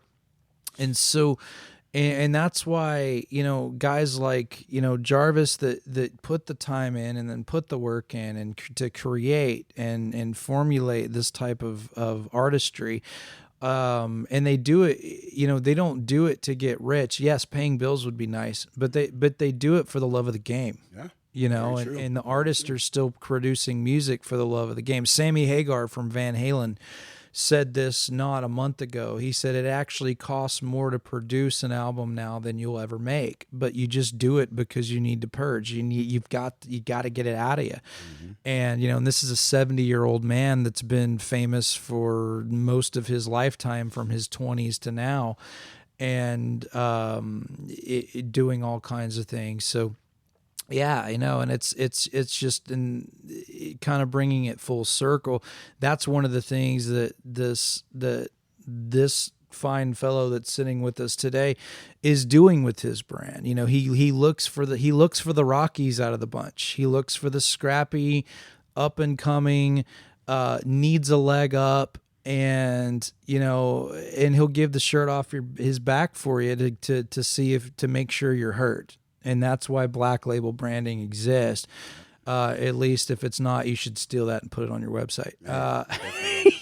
Put a pin in that one. Right? Put a pin in that one. Yeah. No, because that's why it's here, and that's why he does what he does. And he looks for businesses that want to get out there and need help and just don't know where to start and don't understand. And we're one of those businesses that as well that just doesn't I'm old school, man. I don't understand, even though I work on cutting edge technology and all this stuff, dude, my assistant who's in his 20s and my other assistant that's in her late 20s, they're talking about TikTok and Twitter and Insta this and Face this and da da da da da da, and my ears smoke, and I'm just like, dude, I just want to build rooms, you know what I mean? It's like, or I just want to feel, and then I run across Jarvis, and he kind of opens my world into this whole. No, man, you don't build rooms, you make them be obsessed with the room, And it's just that's what he pulls out of the stuff that we do, and what he does with Motive and Serenity, and all these other brands that he's Gracie Bar and all these other brands that he's kind of jumped into, And yeah, that's what makes his brand special. And then how long have you been in your studio now? Did you guys just move into it? We just got it maybe, June? We got it at the beginning of May. And then we started moving some things in there. And but I've been trying to envision this thing of like what I truly want it to be. LED video walls. Yes, I know, right?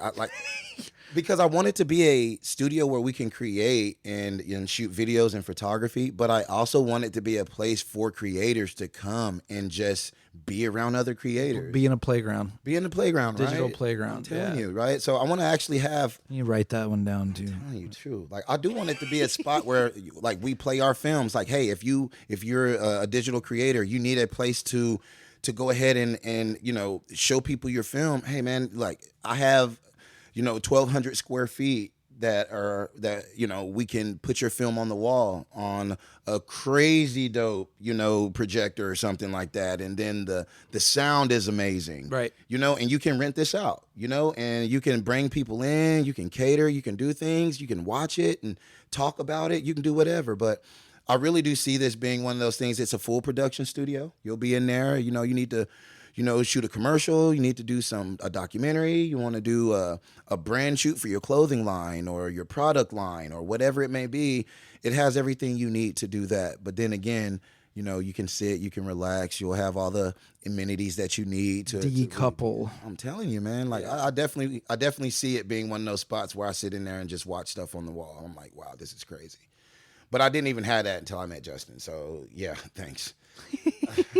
Right. Like, thanks for that. Thanks. It's your fault. Right. I have this little bitty Samsung projector. No, I thought it was so badass. We're gonna change that stuff for you. Yeah, we gotta put it on the wall. You got friends now, man. We gotta get you squared up. Jarvis, you better watch it. This dude could sell Drowning Man water. Hey, listen. Drowning. I already know. Well, he sent me something yesterday. He was like these screens, right? We gotta build this stuff. Like, we gotta build this, and I sent him. I was like, man. I was like, I bet you that's cost a lot. And he's like, I don't know. How much does it cost? And then, of course, I had sent him like the little meme of Austin Powers. $1 million. $1 million. Yeah. Because it just looks so high quality, so high tech. It's like, man, my camera just cost me damn near $15,000. It's like $20,000. You can build a whole video wall. Yeah. No, that's what I'm saying.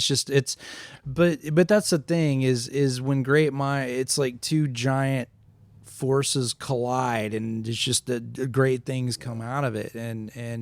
And when I met Jarvis, it was just like, oh, they exist, it's just other people exist. I'm not, and because, even with Ian, Ian's, he doesn't look like he's 1,000 miles an hour, but his brain moves 1,000 miles an hour. I know. I'm Captain Slow. He's Captain Slow, but he's over there taking it all in. I see him processing over there. Oh yeah, he just takes it. Every now and then you'll see a puff of smoke. It's fine. It just poof, poof, and then you've got Byron, that's cybersecurity, and then Mr. IMAX, and then me. I'm just a nut. I'm just kind of that crazy comet that kind of swoops in and swoops out and surfs the wave, and for sure. And it's what we wanted to do with Technology Rocks is we wanted to build. You're familiar with Top Gear, right? The car show Top Gear. Yeah. That's what we wanted to do. Is you want to create the Top Gear technology. The British one, not the crappy one. Not the American one. You got to go with the British one. Like the gas monkey thing. Yeah, you got to go with the OG. So I'm Captain Slow. He's the Stig.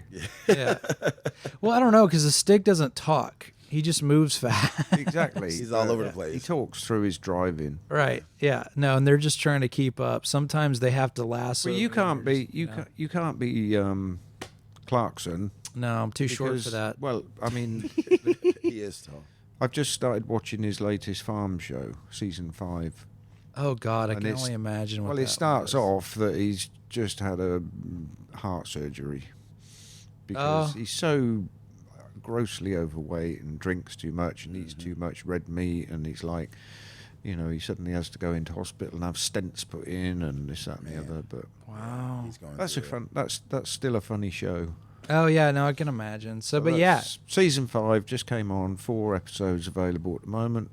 Well, and Jarvis is gonna chronicle whether kicking and screaming on some sides of the room. Is going to drag us into video casting anyway. Yeah. So that's he's going to do it. He's like, dude, we got to get a video in here. Yeah. We got to get video cameras in here. We got to do video casting. We got to do it.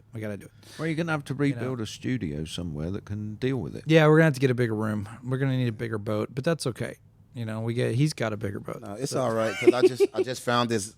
See, I'm always searching for new tech. So no, not Jarvis. Jarvis never searches for new tech. This guy has this sound room for sale right now, and I'm gonna go get it. It's perfect. Oh, dude, it's bigger than this, and it's full sound. I gotta have this room. It's in Houston. I have to go. It's like he's selling it for. It's like a $10,000 room, bro. He's selling it to me for like I have a van. I know. It's just one of those things. And it can be empty in a matter of seconds. Yeah, but we're gonna have to break it down but it purposely breaks down, and then That's we dude. put it That's a together in show right there by itself. Oh, dude, just doing the things that we do is just content. Right. You know, Exactly. every day. I mean, can you imagine the jokes and one-liners that'll come out? Byron has to be clothed, though. Byron. If I see a cowboy hat on him, I'm automatically leaving. Where are your clothes? Born to be free. Hey, Byron, well, where are your clothes, brother? Come on now. You need to leave. Come on. There are certain angles of lenses that Jarvis does not want to use. That does no justice. That does no justice. He's gonna have to he's gonna have to stand from 30 feet back with a telescoping lens. Hey, look, man, we're just gonna use the 80 millimeter. Yeah, there you go. Jarvis, I want to make you laugh about your military comment. My brother joined the military, and 2 weeks later he left and was deployed to Iraq. And I was like, dude, what's going on? Why are you so quick? Well, he was living with my mom, and him and my mom had got into it, and he says, I'd rather go to Iraq and dodge bullets than to stay home and deal with your mama. Sometimes it's just easier. Sometimes it's easier. At least you know what's coming. I'm telling you, man. Yeah. I'm telling you. So take me into this AI thing for a second, Jarvis. So you're doing we'll get to two different things. I'm gonna go ahead. just circle back. Oh no, he's going to commandeer the ship. No, I'm not commandeering anything. We're going in a British direction. Hang on. You're just getting back round to AI and what Jarvis is doing, and he was talking about it. But something that popped up yesterday that I saw that's kind of got Hollywood in a bit of a 50. I know exactly what you're talking The second word is off. Off. Martin Scorsese, James Cameron have signed up with AI companies and are using them to do storyboards. Mm-hmm. But the people that They're so mad. do the storyboards like are a mad. Tony, like a Tony. Yep. Yeah, because the AI systems that those guys are investing in and using are saying, "Oh yeah, it's great. I can knock up a storyboard in, and jiggle it around Right. with." But the people, those storyboards are generated from ones that were scraped Yep. from original storyboard artists. They're trained. Yeah. The AI is trained off of the people who Yeah. created all of these And stories. then it's doing those people out of a job. Yep. Yeah. Well, Yeah. that was what I was saying. No, that's brilliant. That's a great topic, actually. Yeah. There's a lot happening with that. So right do now. you start boycotting people like Scorsese and James Cameron movies because of then I don't know. they're doing their minions out of a job. Right. Right. Well, That's hard. it is. It's hard to think because, like, I'm in this industry and I'm seeing how amazing AI is as a tool, and what we'll never, ever, ever get away from in this world is the selfishness of these wealthy people, right? These owners of these companies are always looking for a way to cut a corner because they're so selfish. Even though they make billions of dollars, millions a day, billions a month, right? Like they are constantly making money. It's not enough, right? Because it's all about control, right? And they don't like that as humans. We're in these unions, right? In these industries, like in Hollywood, everyone's in a union, right? And guess what happens when you're unhappy as a union? Oh, they can just walk off the set. They can just hey, we're not going to finish editing this movie. We're not going to do that. They're trying to get away from being held captive by people demanding what they deserve, right? And AI is giving them an opportunity to do that, but I don't think it's ever going to get to the point where they will have to, where they will only use AI, because someone has to control the AI. Someone has to prompt it. Gotta right? touch the keys, man. They got to touch the keys. And that's just with AI, right? Artificial intelligence. That we're just on the first stage of AI, guys. Until just last month, till we reached AGI, but let's not go there yet. We are not going to be replaced. I think we're going to get the tools that we're going to be able to use to better the storyboards or the editing into things like that. But I don't think that they're going to be able to continue, because there's going to be a point to where the AI is only trained up to a certain point.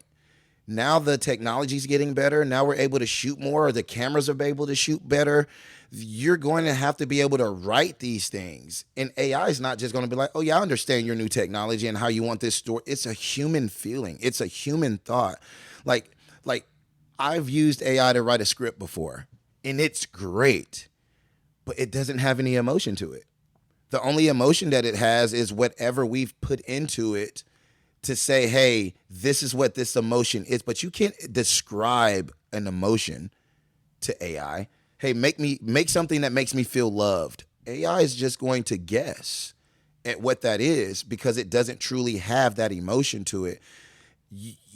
If they did that, all the movies would start losing that emotional bond that we get to a movie when we feel an actor. Like, you can't bring up an AI generated actor and think that it's going to make us feel the same way that somebody who truly has a soul feels.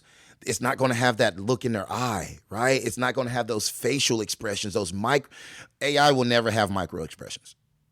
It will never be able to do that. So there's actually it's brilliant topic. There's a Val Kilmer movie. It's very controversial at the moment. I think it's either about to release, or maybe they just released the preview. It's called As Deep as the Grave. And apparently they were in mid-film of this movie, or in talks with him in this movie, or maybe he's filmed a little bit of the movie. You'd have to look it up for accuracy. But they're using generative AI, which is what you were giving a precursor to with a little bit of your statement there, to film the rest of the movie. So I think they said 60% or 70% of the movie is going to be used with that generative AI using Val Kilmer. Now, in order to do that, they had to get his family's blessing in order to do that, which why wouldn't they say yes? Because they're just going to make money off of it. Yep, it's all in the dinero, right? The interesting part about that is this is the first tiptoe into using a deceased actor while using this stuff. Actually, no, it's not. They tried this with Carrie Fisher in Star Wars, but it was for like a 10-second clip. It wasn't an entire movie built off of it. So it'll be interesting that you can do that. The thing that I see, because I was talking to a good friend of mine, Dave Piggot with Piggot Music. Okay. He's the one that does the open mic night at Serenity. And he has seen this creep into his field of work, because he teaches children how to play, and he's a touring musician, and could be an explosively touring musician if he wanted to be, but he just didn't. He wanted to be here with his daughter and have a family life and some resemblance of normal, so he chose not. He chose a different path for himself. And one of the things that he's seen creep into his industry is this now music AI, this, hey, make me a song, or make this or do that. And I've listened to several of those types of that type of artistry. And again, it's very soulless. It's very, some of it, yes, it sounds good. There's nothing wrong with it. Sounds good, but it's almost like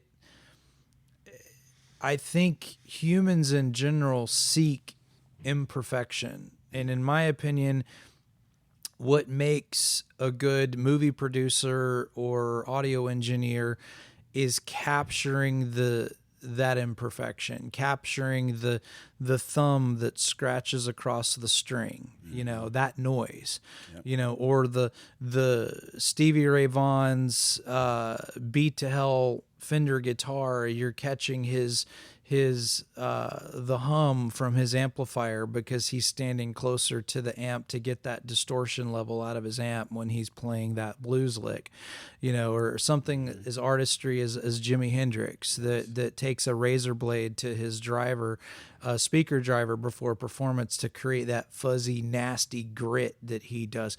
An engineer can capture those things, whereas a computer won't. It's not that it can't capture those things or recreate those things, but it doesn't know to unless it's being told to.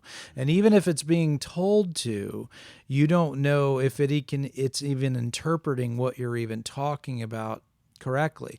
Right. Again, Jarvis and I have many conversations about this off the record where, I refer to AI, and I have on the show several times, as a toddler that poops its pants. It's one of those things where it's still a bumbling, not a toddler's bump, but it's still learning. It's still on a teething ring. It's still doing wrong things when it needs to. So I see this storyboarding thing is Tony, who used to be with us on the show, was an incredible artist. He had a vision. Still is an incredible artist, but he had a vision for artistry that could see things to make something look better that I can't. He was talented enough to where I could tell him what I wanted him to draw. And nope, this hair needs to be this way and that one needs to go, and things like that. And he could do that. And he could, if you take a brain like that and I can do that with an AI computer, but I don't have the right jargon for that AI computer to interpret what I need it to interpret to make it look like something that Jarvis can do naturally. Right. And that's part of where the artistry and things like that can come in. I think you were saying the other day that you had there was a film you were working on with a puppeteer, right? Yeah, where you were Mr. Know-It-All. Yeah, Mr. Know-It-All. Yeah. And the first variation, you'd hired somebody that could operate the puppet, and then you taught your computer how to do it, right? Yes, is that what it was? Yeah. So I'm actually the vice president of a new insurance company that we just launched here in June on the 1st called One Insurance Group. Because he didn't have anything to do before that. Right. But, yeah. Right. But hey, the camera, man, opens doors for me that I couldn't have never opened by myself. Right. So I ended up, all it came from me just helping someone shoot videos. And right. then they were like, oh, you're interested in this? And I just started learning it. But, we needed to create, learning like the One University for our agents. So came up with the idea to get a puppet. So we ordered this like $1,500 puppet from France. From France? Literally, they don't even create these in the States, man. Like, I think it was actually John Henson. Is it John Henson or John Hanson? The Muppets. It was one of the guys that worked that built puppets with him, lived in France. So I ordered it from him, sent it.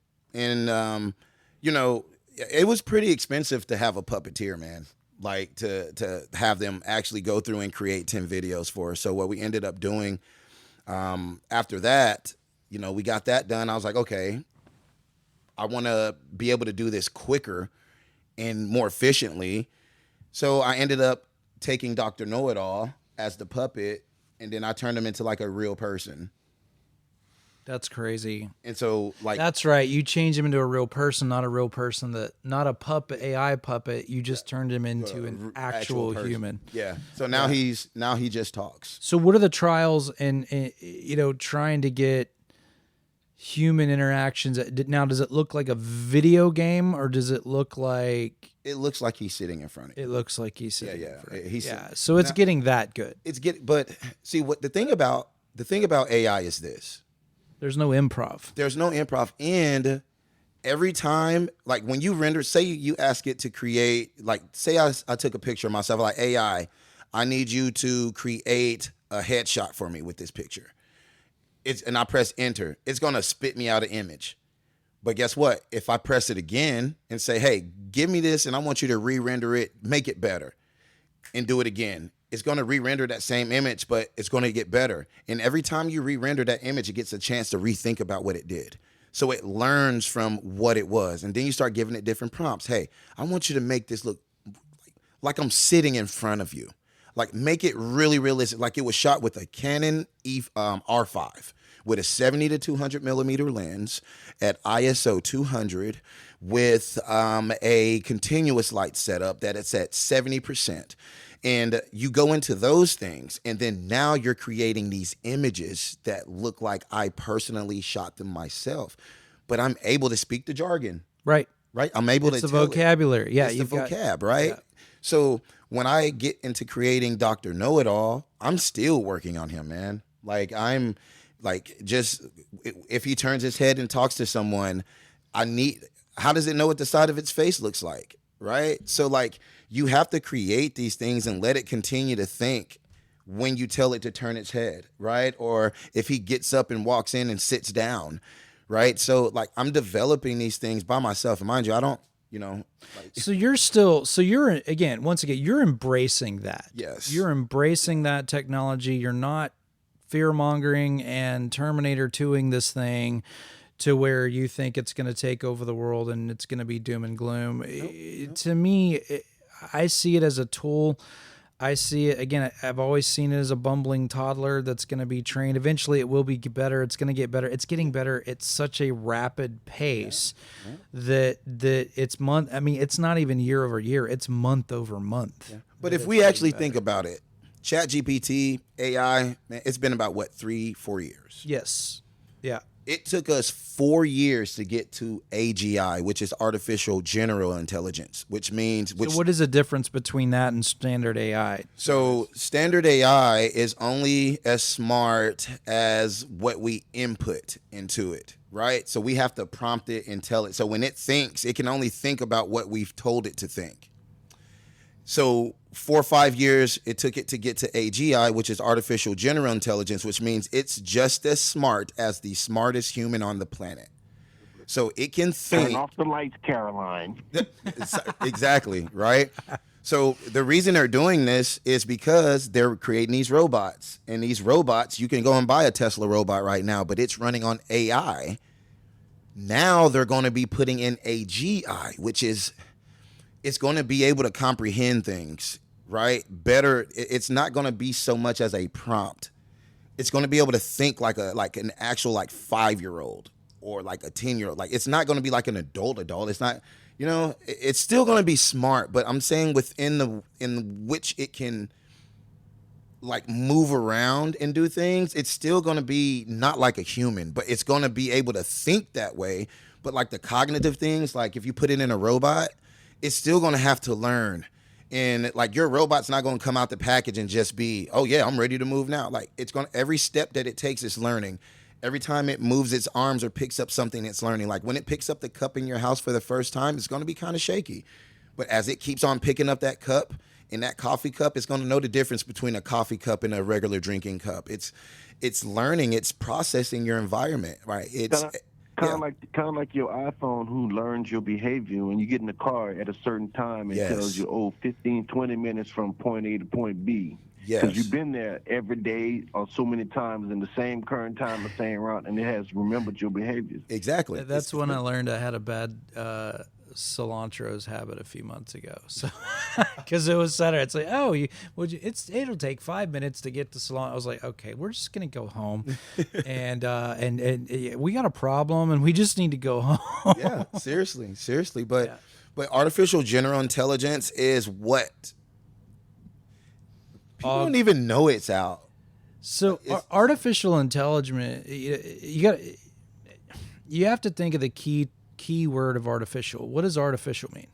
Artificial means it's cloning something or it's interpreting something that it was made like. So like back in the day, I remember I always wanted a pair of Air Jordans back in the day. Well, I wasn't going to get a pair of Air Jordans. Yeah, my dad refused to pay $120 for something that had the equivalent of fish tank clear rubber hose on the side of it, and and it wasn't a good shoe. So he was a chemical engineer, so he got to say things like that. So the thing is but then you go to Payless and you could get the imitation Jordan.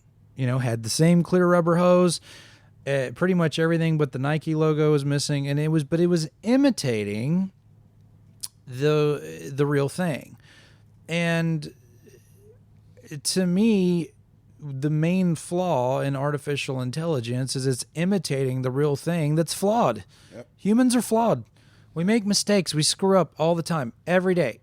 Except for Ian, he's perfect. But we screw up every day. We make mistakes every day, and this thing is mimicking something that's fallible. Yep. And so should you treat this? Where people are going wrong with it is, first you have to understand. If you're going to use it, you need to understand it. You need to understand the use for it. You need to understand why it was designed. It wasn't designed to replace humans. It was designed to be a helpmeet to human. A helpmeet. Not a replacement. Not a replacement for your freaking brain, but a helpmeet to the brain. Like, I need to find the measurement of this room. This room is 12 feet long, and it's 4 feet wide, 12 feet long. What's the square footage? AI is great for that. No problem. It'll get that question all day long. But people are trying to use this for specialized information, and that's where it craps the bed. That's where it has being objective. People want objective answers that it cannot provide. Well, and then don't think it's not looking through your phone search history to try to figure out which way you're leaning toward anyway, to come up with it. And it is. It's doing that. So, and that's the thing is as long as you understand but there is a breed of human out there that's using it all the time. They use it every day. They use it before they even think. Some of them are clients of this place, or some of them could be clients of this place, but they talk themselves in and out of things because they use, well, through my research, through the 20-second sentence that you put into a computer and it gave you all these answers through your research. So there's a lot of things, and that's where it all kind of comes into play in a full circle is that it can be a good thing. This is a person that's sitting here that's saying he uses it every day. He designed his own. Right. He has his own AI platform that he designed from scratch. Right. And he programmed from scratch, and because it's a hobby of his, but he uses it to help keep up with the 1,000,000-mile-an-hour speed limit that he has.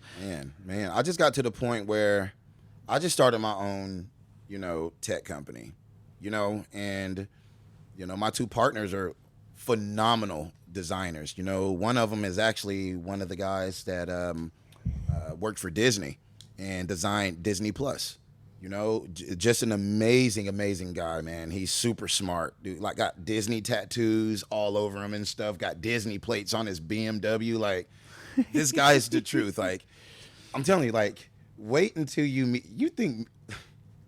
Just wait. I have to get a bigger studio with a taller roof. Justin, this guy talks. When this guy talks to me, I'm the guy that likes to speak. When he talks, I'm all ears, and I'm just downloading the things he says. You're processing. Like, yeah. And he makes me better, man. He challenges me mentally, because the things that I think are impossible because I don't know they're impossible. Like, I see a problem, I want to solve it. And now I have people that can help me solve these world problems. Well, that's what all this stuff's about. It's about you never want to be the smartest person in the room ever. You always surround yourself with people that are variations of the things that you don't know how to do, and then they in return surround themselves with you to do things that they don't know how to do, Exactly. And then eventually it's called a team. You have a team. You have a team of folks that just are unstoppable because, they all move in the same pace. They all have the same dedication. They all have the same drive, and they want to move as fast as one another and elevate one another, and that's why your brand is just, as soon as I saw it, as soon as I got the vision, I was like, this dude, again, he's looking for the underdog. You're looking for you want the underdog story. You don't want the easy route. Oh, no. You want the underdog story. I'm a guy of chance. I like to take chance. I'm really big on proving something. You know what? Hey, if I'm a little too expensive, it's fine. I can be expensive. How about I do it for free? I do it for free, and I'll take all the chance. If it blows up, we have another conversation, right? Yeah. But this is what we'll do. It's an investment. It's an investment on both sides. I'm always willing to put my time in because I know what I'm capable of. And I would, you know what? We make mistakes. Not everything's 100%, right? Right. But I'm willing to take a bet on myself that I can make something go up. So, if, I've run into situations where, like, Jarvis, you know what, man, 30 grand is a lot, buddy.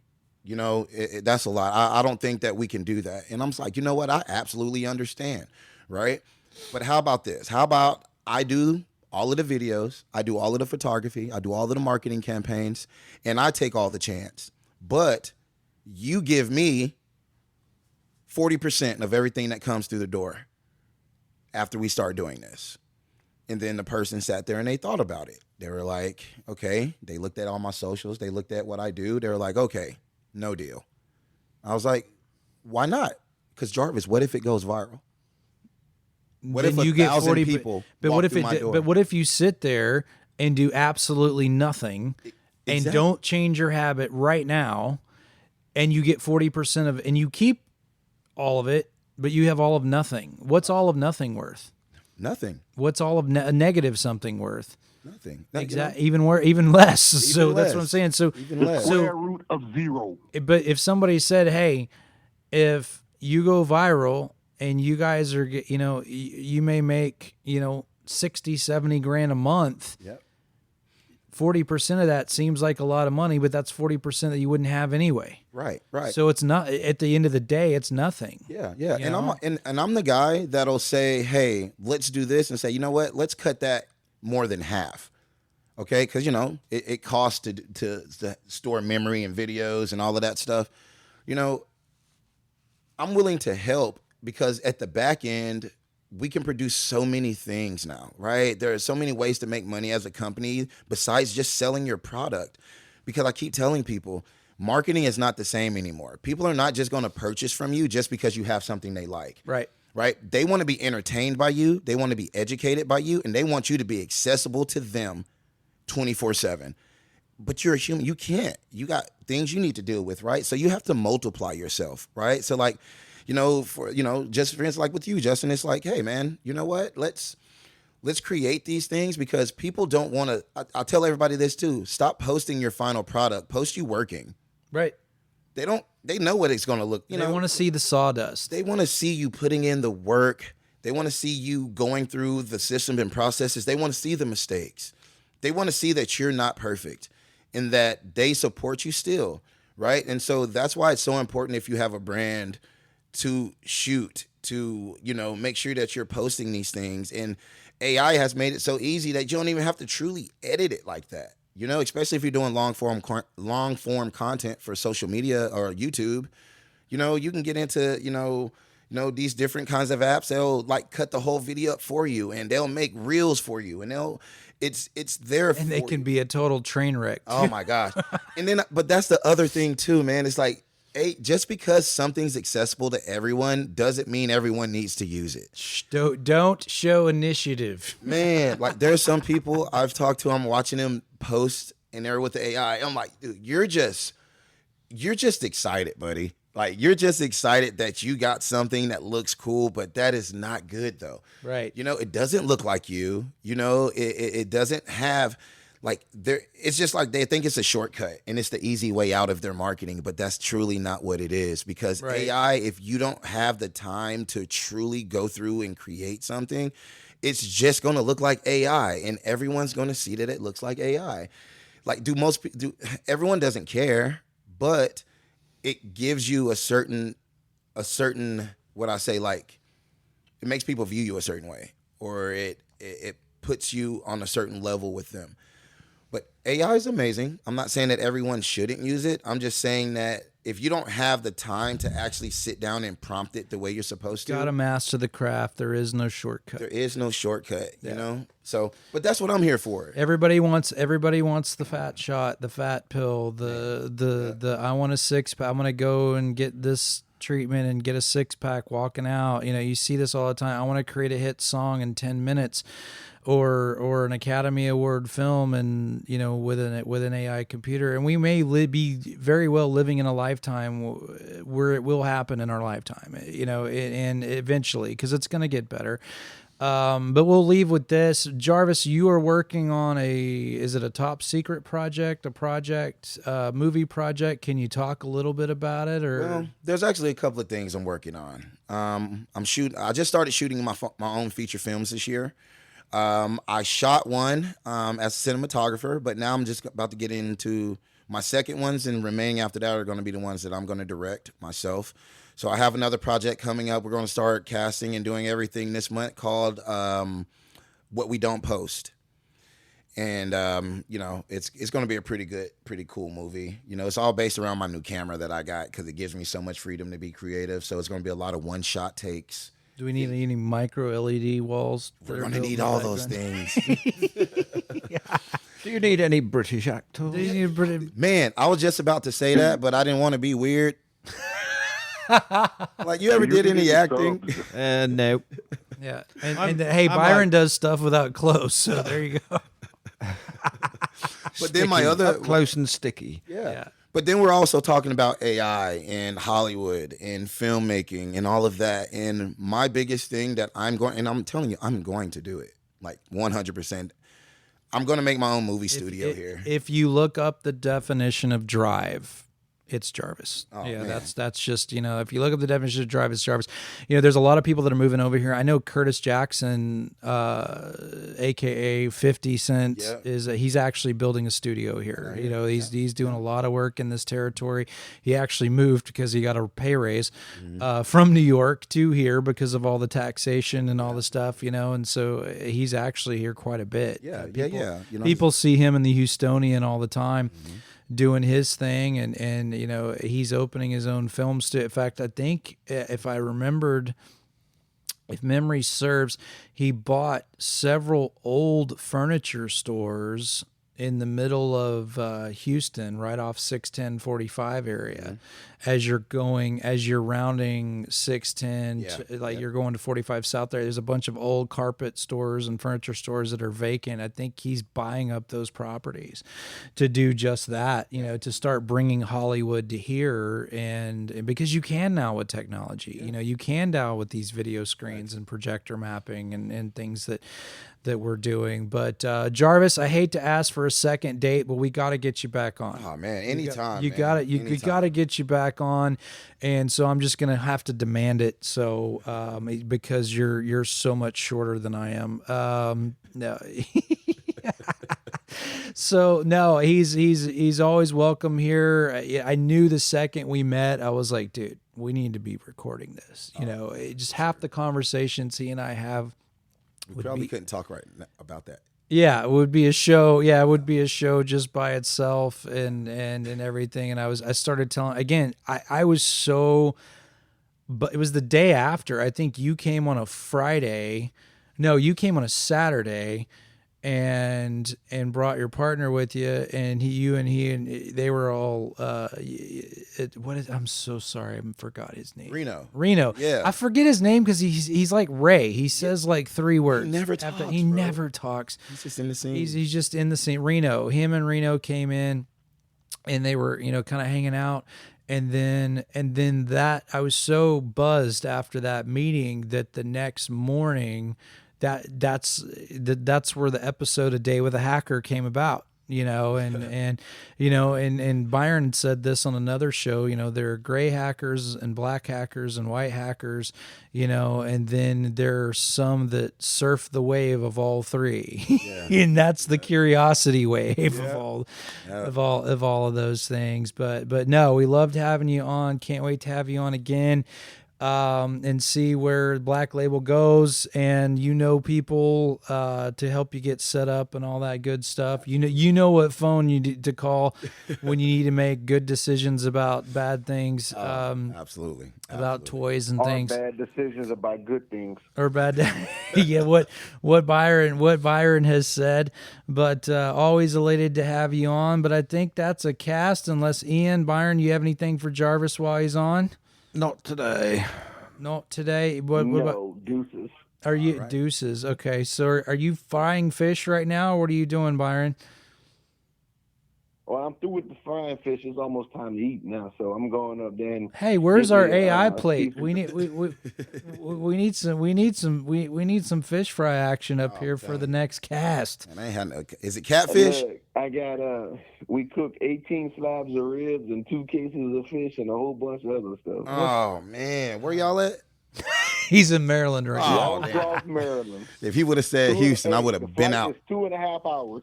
Oh man. Yeah, we got to get together and do a barbecue. That'd be fun. Oh man, for sure. That'd be good.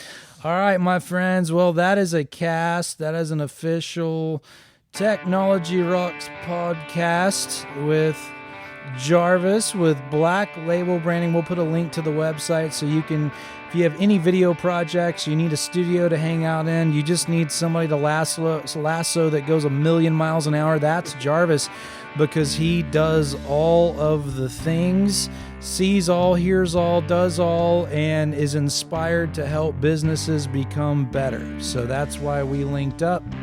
He's an amazing human being. I'm honored to call him friend, family, and we'll help him do whatever he needs to do and get into whatever he needs to get into, because I'm always jumping off cliffs. So yes, thank y'all for having me on, guys. Yeah, it was a pleasure. Oh, it's an absolute pleasure to have you on. Ian, say the blessing. Take us out. I don't do blessings, but I'll do the Byron. Say goodbye to my little friend. All right, Brian, do your later thing. Oh, see you later. All right, see y'all later. All right, guys.